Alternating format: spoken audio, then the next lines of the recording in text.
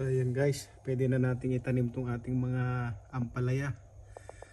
Pwede na rin siguro yung sili.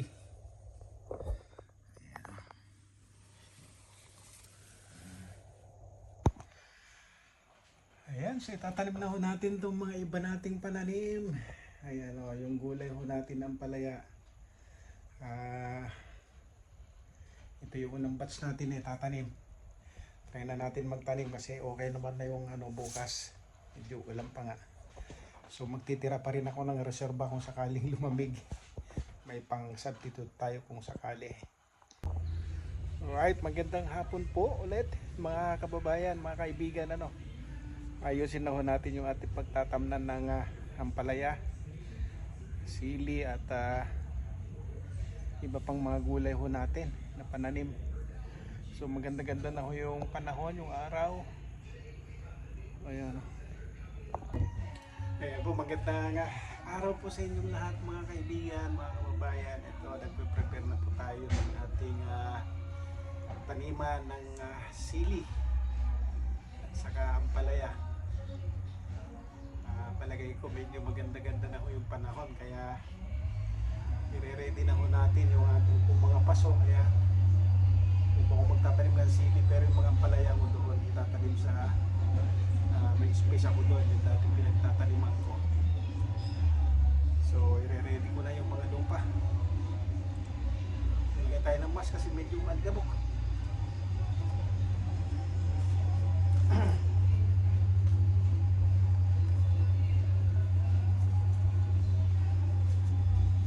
So ganito lang yung ginagawa namin tuwing summer. Libangan ba? Libangan.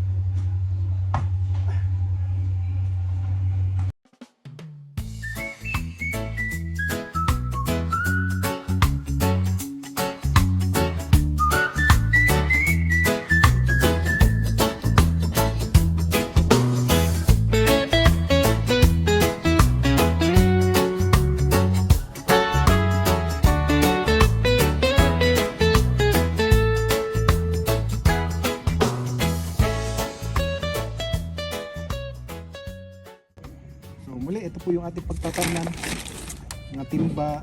Ayan, may kunting lupa tayo dito sa likod. Ayan. Ayan, so ito, muli na naman natin tatamnan to. Hanggang doon, naka-ready na rin yung ating mga ibang paso rito. Doon natin itatanim yung ating mga sili. Ayan.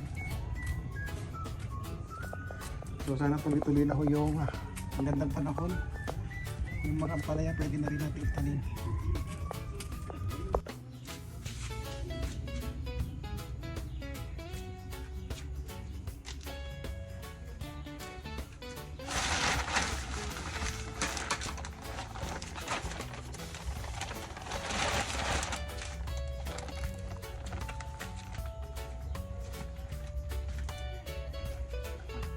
Ay.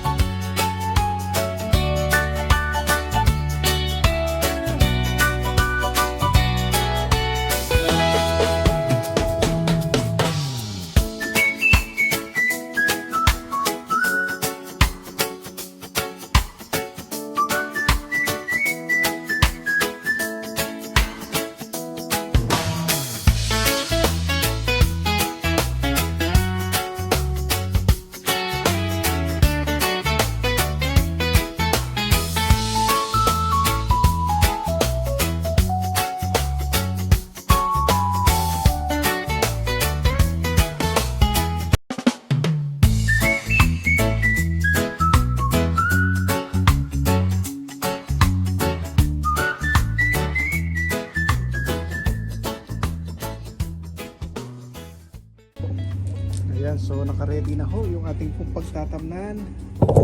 Ayan o.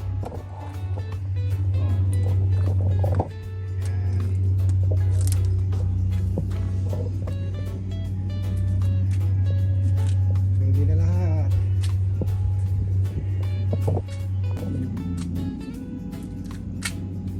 Timba-timba lang ho yung ating mga pagtatamnan.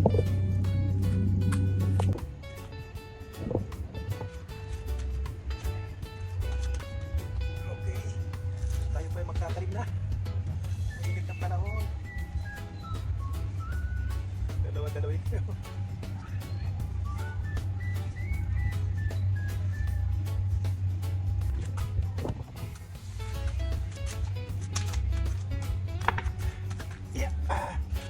Na may mamunga ng marami.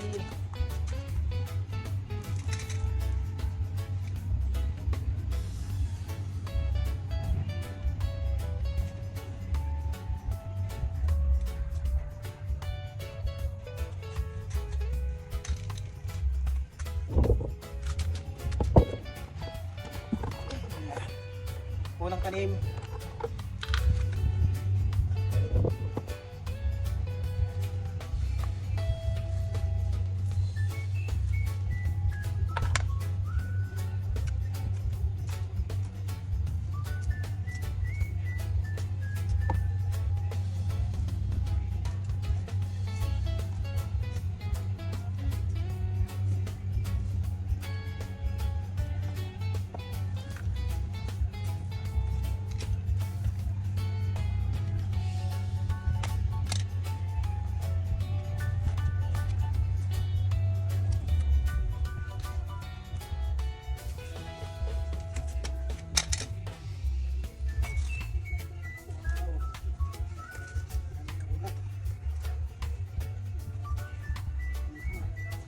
Okay.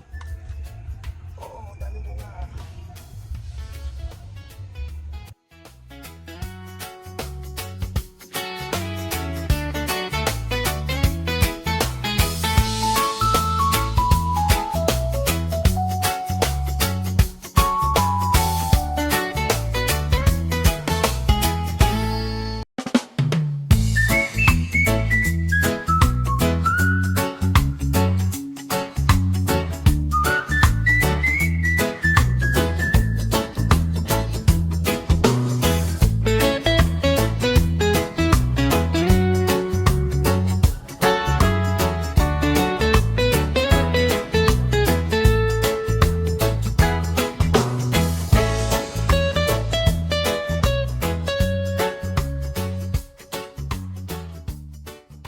Ayan, so okay na, itanim na natin yung una. Bukas naman yung iba.